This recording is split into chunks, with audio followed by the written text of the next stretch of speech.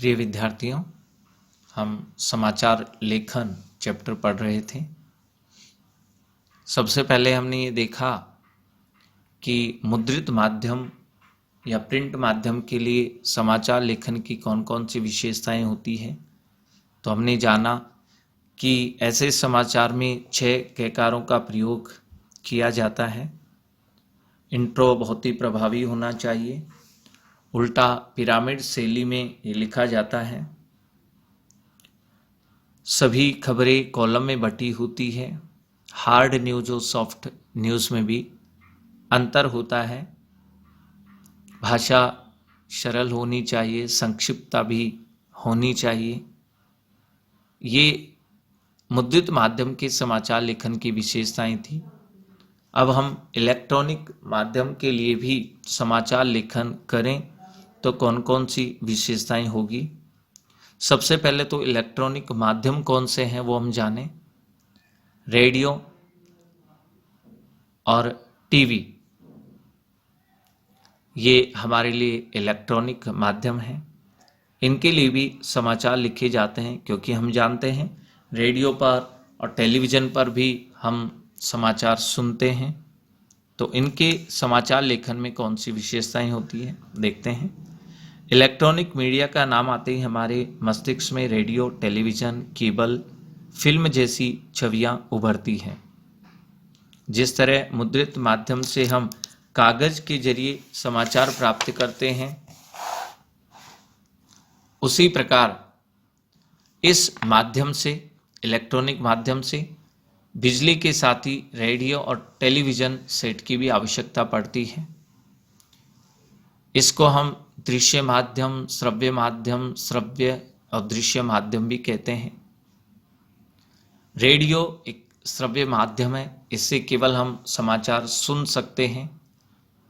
Television और film है, ये श्रव्य और दृश्य माध्यम है, इससे हम सुनते भी हैं और देख भी सकते हैं। जीवन के हर क्षेत्र में इलेक्ट्रॉनिक मीडिया महत्वपूर्ण योगदान देता है। मनोरंजन से लेकर सूचना तक हर क्षेत्र में अपनी महत्वपूर्ण भूमिका निभाता है। प्राचीन युग में लेखन की प्रथा नहीं थी। विचारक, चिंतक, लेखक ये बोलकर ही अपनी बात कहते थे। स्वर, आवाज, शब्द मात्र शक्ति से ही जीवित रखे जाते थे। अतः कहा जा सकता है कि मानवीय स्वभाव स्वर के शब्द के बहुत ही निकट है। ध्वनि, स्वर उसके अंदर समाहित होता रहता है। संपादन की प्रक्रिया की तरह शब्दों का जाल, शब्द का संचार बनता रहता है। ध्वनि और शब्दों के माध्यम को ही हम रेडियो कहते हैं। केवल इस पर ध्वनि सुनाई देती है और इससे सामंजस्य होता है। ध्वनि और शब्दों का तालमेल रेडियो में होता है। कालांतर जब कैमरे का आविष्कार हो गया तो फिर टेलीविज़न भी अस्तित्व में धीरे धीरे आ गया। उससे आवाज़ और चित्र दोनों एक साथ देखना आरंभ हुआ। संचार साधनों ने विश्व की भौगोलिक दूरियां तो कम कर दी हैं। Computer, internet, email, multimedia, convergence, cyber space, संदर्भित समाज संचार के क्षेत्र में इलेक्ट्रॉनिक की महत्वपूर्ण भूमिका है। इलेक्ट्रॉनिक मीडिया के लिए लिखे जाने वाले समाचार प्रिंट माध्यम के समाचार से भिन्न होते हैं, अलग होते हैं।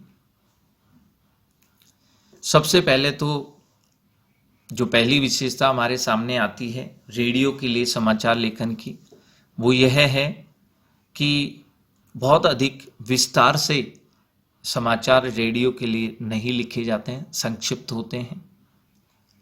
इसके अलावा हम जानते हैं कि अखबार के इंट्रो जितनी या उससे थोड़ी बड़ी खबरें ही श्रोताओं तक पहुंचती हैं, क्योंकि रेडियो बुलेटिन की समय सीमा होती है, बहुत कम होती है। आधे घंटे के बुलेटिन में अधिक से अधिक खबरें शामिल करने की कोशिश की जाती है। रेडियो समाचार लिखते समय सहज, सरल और प्रभाववान भाषा का भी प्रयोग होना चाहिए, श्रोताओं को आसानी से समझ में आ जाए। तो रेडियो समाचार के लिए ये महत्वपूर्ण विशेषताएं थी। पहली विशेषता तो ये थी कि ये संक्षिप्त होता है। दूसरा, इसमें समय बहुत सीमित होता है। समय की सीमितता को ध्यान में रखकर लिखना चाहिए। इसके अलावा भाषा बहुत ही सहज और सरस होनी चाहिए। प्रवाहमान, उतार चढ़ाव, निरंतरता होनी चाहिए। श्रोता अच्छे से सुन और समझ सके, सरलता से उसे समझ में आ जाए, इसके लिए जो रेडियो पर समाचार सुनाने वाला एंकर है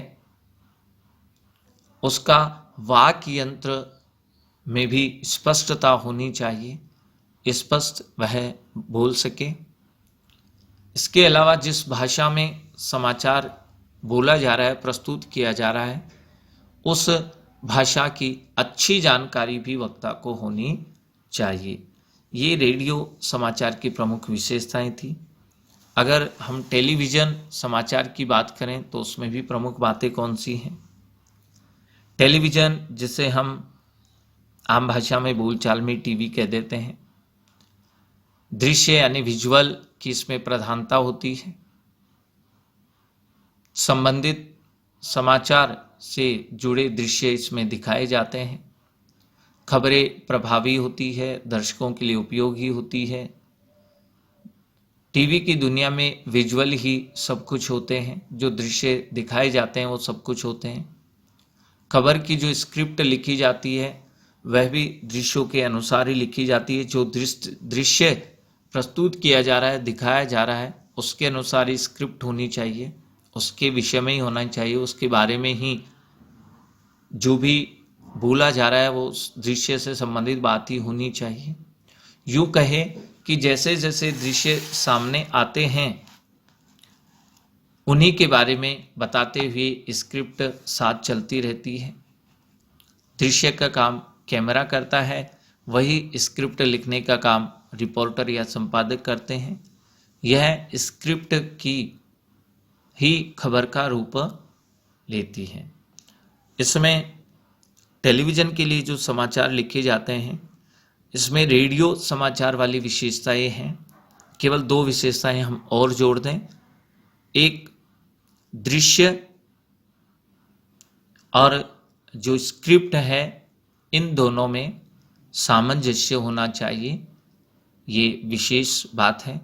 दूसरा, टेलीविज़न की जो समाचार है वो बाइट्स पर टिके होते हैं। बाइट्स इसके लिए बहुत महत्वपूर्ण होती है।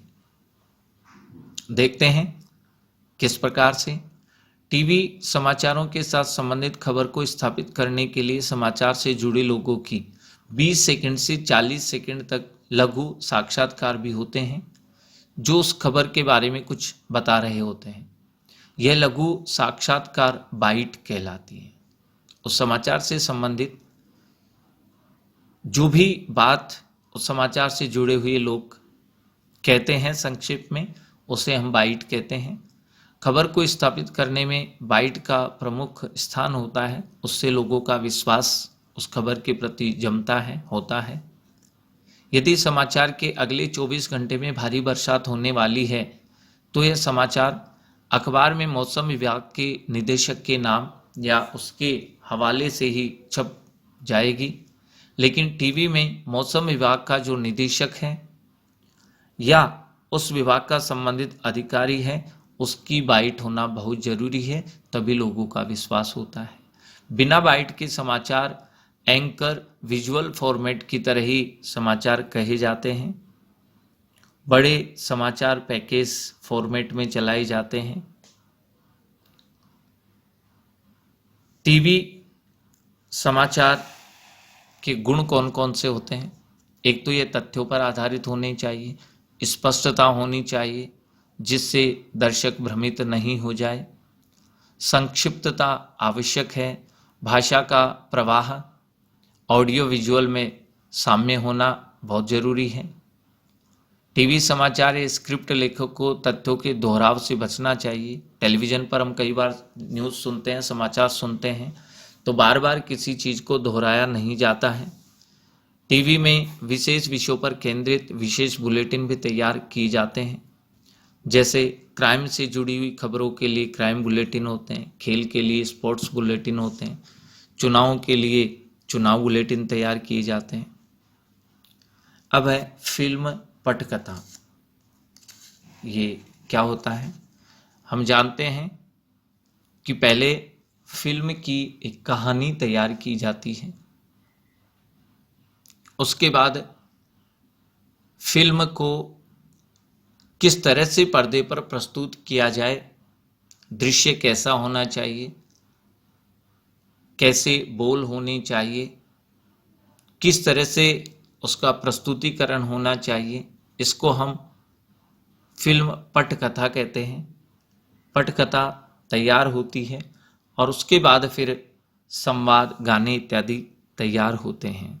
वास्तव में फिल्म की पटकथा जितनी मजबूत होती है, फिल्म उतना ही अच्छा व्यवसाय कर पाती है। पढ़ते हैं, टीवी सीरियल हो या फिल्म या थिएटर, इनकी नींव में होता है राइटिंग यानी लेखन। फिल्म और टेलीविज़न जगत में जो फिल्मांकन शूटिंग किया जाता है या थिएटर में जो मंच पर प्रस्तुत होता है, उसे पहले कागज पर लिख लिया जाता है और फिर किसी के निर्देशन में एक एक दृश्य को प्रस्तुत किया जाता है। फिल्म या टीवी प्रोग्राम की तरह ये कार्य 3 चरणों में होता है।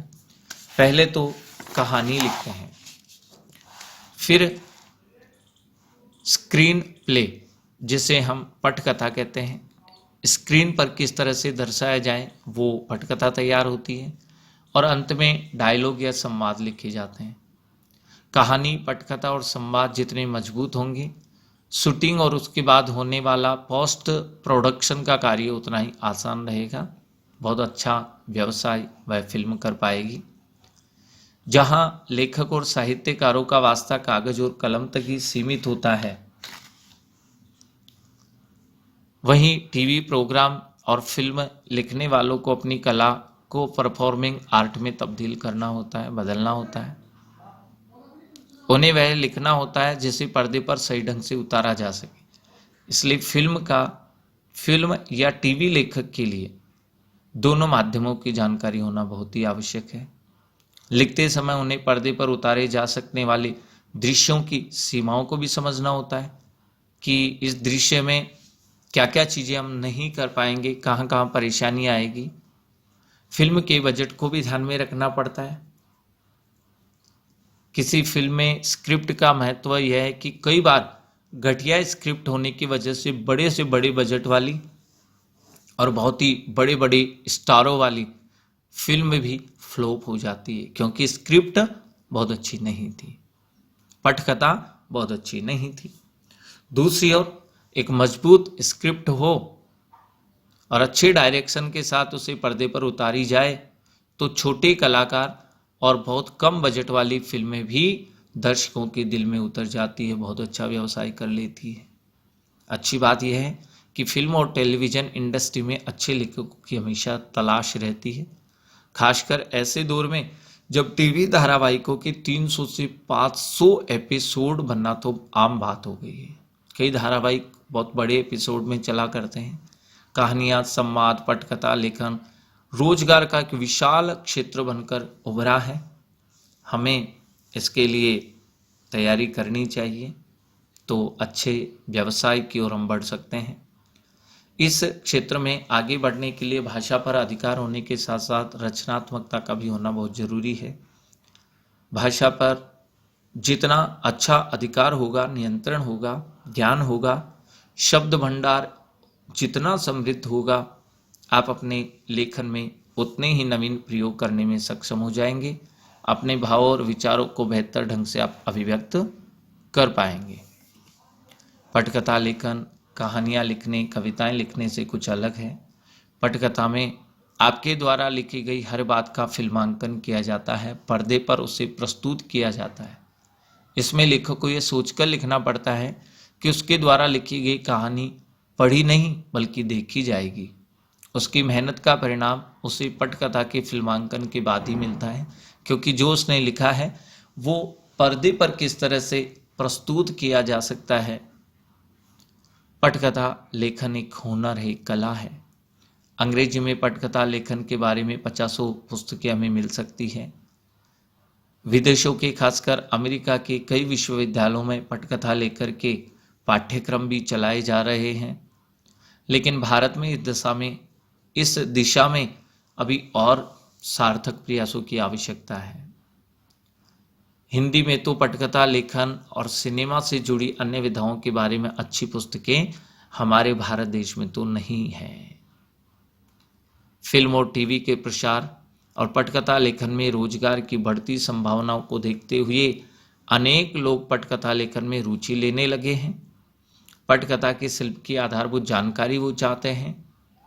पटकथाकार मनोहर श्याम जोशी की एक पुस्तक है पटकथा लेखन एक परिचय। एकमात्र पुस्तक है जो पाठक को ध्यान में रखकर लिखी गई है, जो फिल्म और टीवी में होने वाले लेखन के प्रति जिज्ञासु है। प्राथमिक स्तर की जानकारियों से शुरू करके ये पुस्तक हमें पटकथा लेखन और टीवी व फिल्म की अनेक जो माध्यमगत विशेषताएं हैं उसका ज्ञान कराती है। एकमात्र हमारे भारत में और हिंदी में विशेषकर ये एक ही पुस्तक हमें पटकथा के लिए प्रेरित करने वाली, बताने वाली है। अब हम चलते हैं जो नव माध्यम है, इंटरनेट, कंप्यूटर आदि, इनके लिए समाचार लेखन किस प्रकार से किया जाता है। सबसे पहले हम इंटरनेट की जानकारी लेते हैं। आज इंटरनेट लेखन अभिव्यक्ति का सबसे शक्तिशाली और सर्वव्यापी, सबके पास पहुंच वाला माध्यम है। एक दशक पहले, यदि 10 वर्षों पहले जाएं तो हम रचनात्मक लेखन करते थे। उसके प्रकाशन के लिए हमें समाचार पत्र पत्रिकाओं पर निर्भर होना पड़ता था, प्रकाशक के पास जाना पड़ता था, प्रार्थना निवेदन करनी पड़ती थी कि हमारे इस लेखन को आप प्रकाशित कीजिए। लेकिन आज इंटरनेट ने ये समस्या हल कर दी है। कविता, कहानी, लेख, फीचर लिखने का हुनर यदि किसी में है तो हम उसे लिख लें। अपने मोबाइल पर या अपने कंप्यूटर पर हम टाइप कर लें।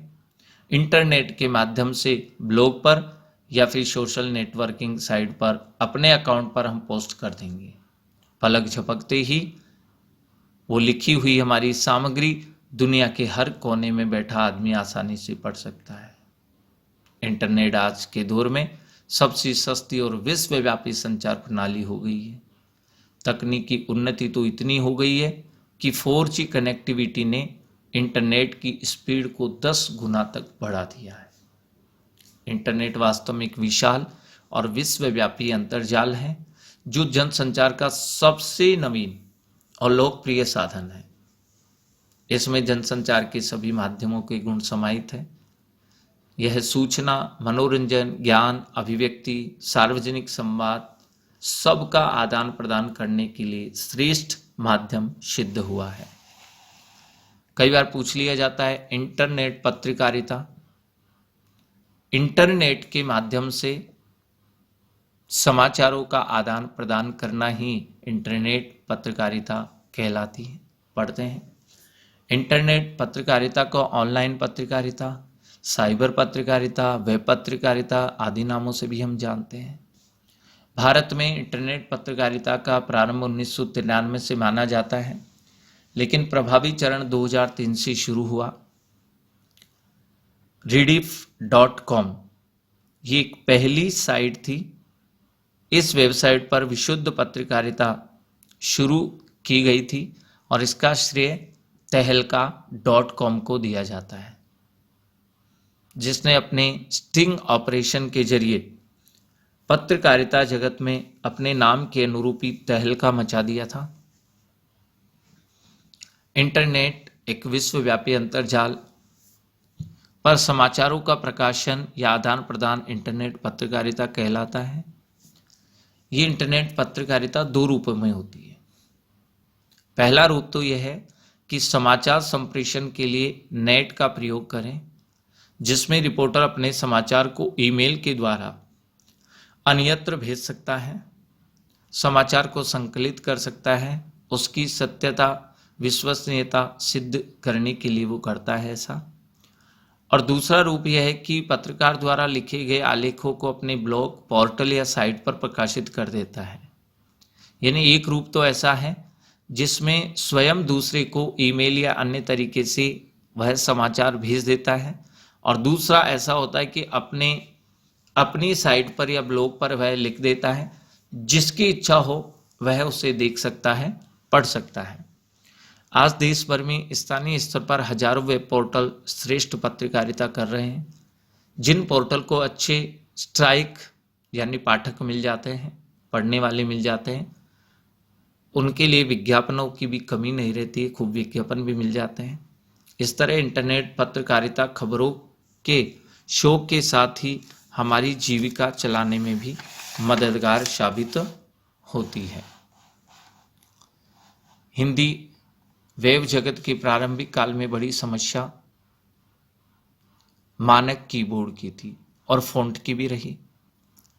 डायनामिक फ़ॉन्ट के भाव के कारण हिंदी की ज़्यादातर साइटें खुलती ही नहीं थी, लेकिन अब मंगल यूनिकोड फ़ॉन्ट के जरिए हिंदी साइट्स दुनिया के किसी भी कोने में अब पढ़ी जा सकती है। अब तो हर बड़े अखबार के अपने ई संस्करण भी हैं, जिसे आप कभी भी और कहीं भी पढ़ सकते हैं। आज आप इंटरनेट के माध्यम से अपने लेख लिख सकते हैं। आप न्यूज़ वेबसाइट के लिए कहानी लेखन, copy editor, translator, technical writer आदि क्षेत्रों में कार्य कर सकते हैं। इसके अलावा इंटरनेट के क्षेत्र में कई तरह के कार्यों में अपना करियर बना सकते हैं। अंतर्राष्ट्रीय स्तर पर ऑनलाइन काम करने के लिए आपको गुणवत्ता का खास ख्याल रखना पड़ता है, क्योंकि किसी भी तरह की गुणवत्ता में कमी आजकल स्वीकार नहीं की जाती है। इसके अलावा आरंभिक रूप से आपको स्वयं को प्रोजेक्ट करने के लिए खास प्रयास करने पड़ते हैं। इसी दौरान आपको इंटरनेट की दुनिया की वास्तविकता का पता चल पाता है, क्योंकि आपको असली नकली का फर्क भी पता चलने लग जाता है। भाषा पर पकड़, नियंत्रण, समय पर काम करने की आदत और लगातार घंटों कंप्यूटर पर काम करने की आदत ये हमें डालनी पड़ती है। इंटरनेट पर इन दिनों विभिन्न वेबसाइट्स हैं, हिंदी, अंग्रेजी, अन्य भाषाओं में ये वेबसाइट देखने को मिल जाती हैं। ये वेबसाइट अलग अलग विषयों पर भी बनी रहती है, कुछ साहित्यिक है, कुछ संस्कृति के बारे में भी है। ये वेबसाइट्स अपने आप को लगातार अपडेट भी करती रहती है, उन्हें अच्छे कंटेंट की ज़रूरत लगातार पड़ती रहती है।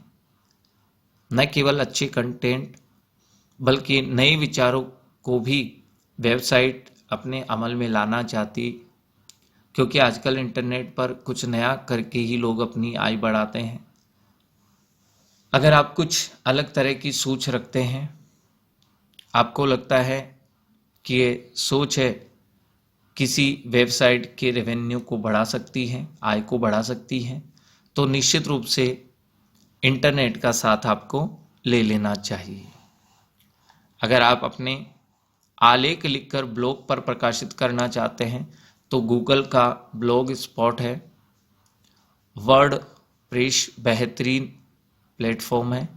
निशुल्क अपना ब्लॉग बना करके असीमित स्पेस के साथ अपने आलेख से चित्रों के साथ हम प्रकाशित कर सकते हैं।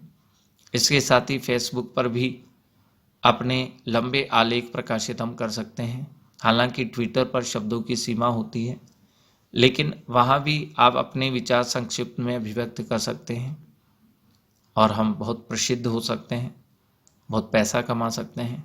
हिंदी लेखन के लिए सहज और सरल भाषा का प्रयोग हमें करना चाहिए।